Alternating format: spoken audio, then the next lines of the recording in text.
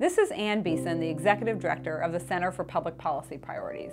I'm here with a quick recap on the 85th session of the Texas Legislature. With a few notable exceptions, I'm sorry to say that the session was one of the ugliest and least productive in recent memory.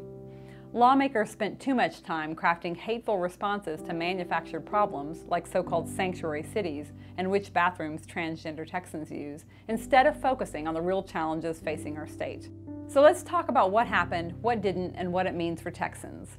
One of the most spectacular tragedies of the session was the failure to enact school finance reform.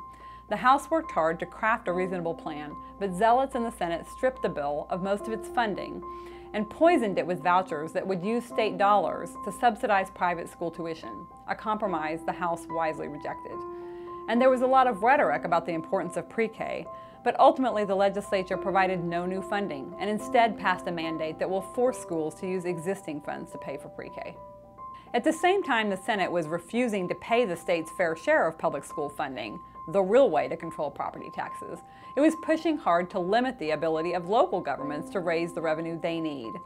That was one of many state efforts to take local control from Texas cities, the engines of our economy.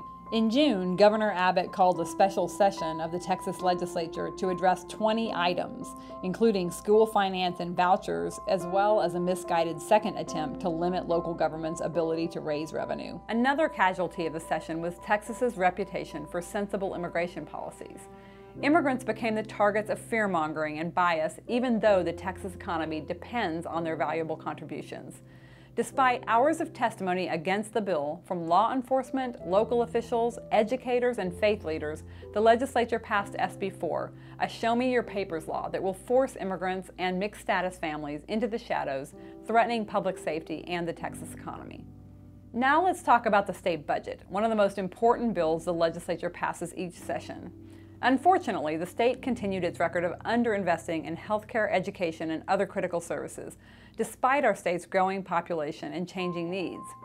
Lawmakers kept complaining of a tight budget, but they didn't mention that they created the problem by passing short-sighted tax breaks and revenue diversions last session.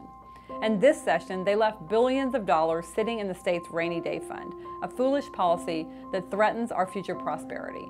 Texans will suffer from these state cuts, especially with looming federal cuts to health care, food, and education programs on the horizon. There were some silver linings, and it's important to celebrate the good laws that made it across the finish line. Mental health policy made great strides this session, with both houses passing bills that make coverage more accessible and equal. Texans who receive surprise medical bills after visits to emergency rooms will now have better protections, and grandparents and other relatives who are raising children will receive additional financial support. We are deeply grateful to the many lawmakers, legislative staff, partners, and supporters who persisted in the face of daunting odds to fight for hardworking Texans and their families. We were inspired by all of you who called your legislators, stayed up late to testify, and attended rallies to share your priorities and your values with lawmakers. Though it was a discouraging session, we are more committed than ever to our vision of a Texas that gives everyone, regardless of background, the chance to reach their full potential. So rest up and join us to continue the fight.